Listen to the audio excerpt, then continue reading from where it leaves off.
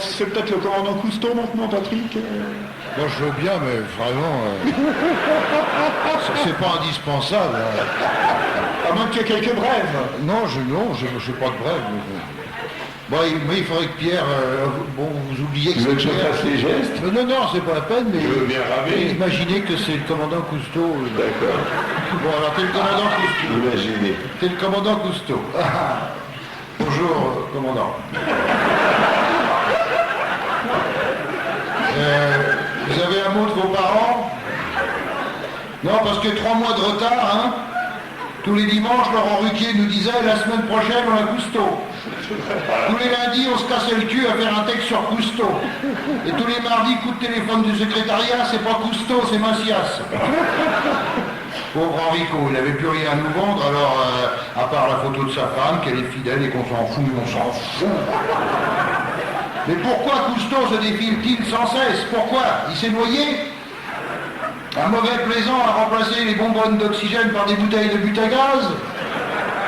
Il a fait faillite après s'être associé à Antoine? Il a buté sur un iceberg en croyant que c'était Catherine Deneuve?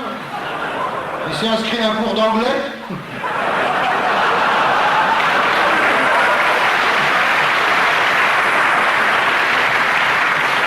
Il a épousé Jeanne Calment, etc. C'est pas mis vieux sous mes mères.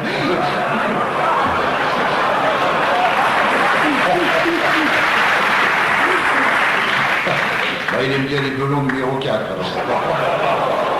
Tout le monde dans l'équipe imaginait les plus folles conjectures, sauf Anne Romanoff qui disait « Mais arrêtez de critiquer le commandant Cousteau. S'il n'est pas là, c'est parce qu'il n'est pas venu. »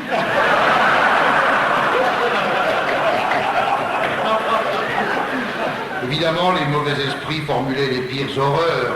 Il est allé à Cotonou pour filmer les négresses à plateau. On peut tout attendre d'un aventurier, regardez Balladur.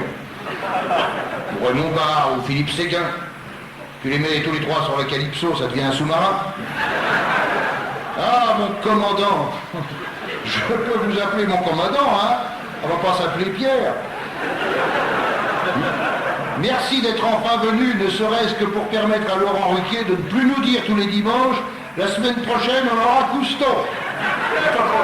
Et on l'aura pas en plus la semaine prochaine, c'est incroyable. Parce qu'on aime bien Enrico Macias, mais on en a marre de passer pour ses frères. Hein. Merci de nous apporter le vent de l'aventure polaire. Vous que l'on voit debout à la proue de la Calypso, le doigt pointé vers l'avant pour nous montrer quoi en fait? On ne peut pas voir ce que vous nous montrez parce que l'écran de la télé nous empêche de voir plus loin. Quand je vous regarde chez moi, hypnotisé que je suis par votre stature légendaire, mais si, vous êtes légendaire. Je regarde votre doigt et mes yeux tombent sur la porte de ma salle de bain. À mon avis, vous êtes en train de dire au capitaine, c'est par là qu'on va. Sinon, vous feriez comme ça, le pouce en arrière, comme font actuellement les banlieusards pour aller au boulot. Et puis, quand vous plongez gracieusement dans la mer, dans toute cette myriade de gouttelettes d'eau, quand vous émergez dans un arc-en-ciel de gouttelettes avec le pouce en l'air, on se dit merde, il en a trouvé un. On ne sait pas quoi. Mais l'essentiel, c'est que vous en ayez trouvé un, parce qu'il n'y en a plus beaucoup. C'est comme Nicolas Hulot, l'écologie sponsorisée par Ron Poulenc. Quand il est tout là-haut dans son ULM. Hein, avec une hélice dans le cul.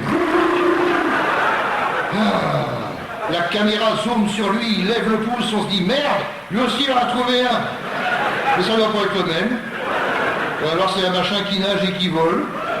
Un truc qui va dans l'eau et dans l'air, un héron. Ça y est! Je sais ce que vous avez trouvé dans l'eau. Chirac! Qui assiste au sommet des Mérons. Je déconne, mais vous êtes venu pour ça, fier aventurier, qui se bat sans relâche pour protéger la qualité de l'eau, et qui chante maintenant des chansons de cul, et je mélange tout.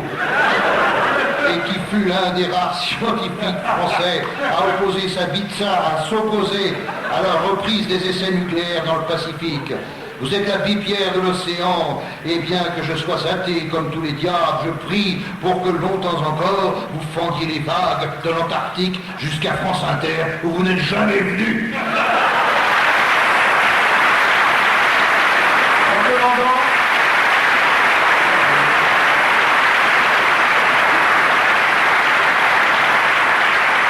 Commandant Cousteau, si vous nous entendez, mais il faut que j'aie beaucoup d'imagination, I love you. sachez que vous pouvez venir quand vous voulez. Pierre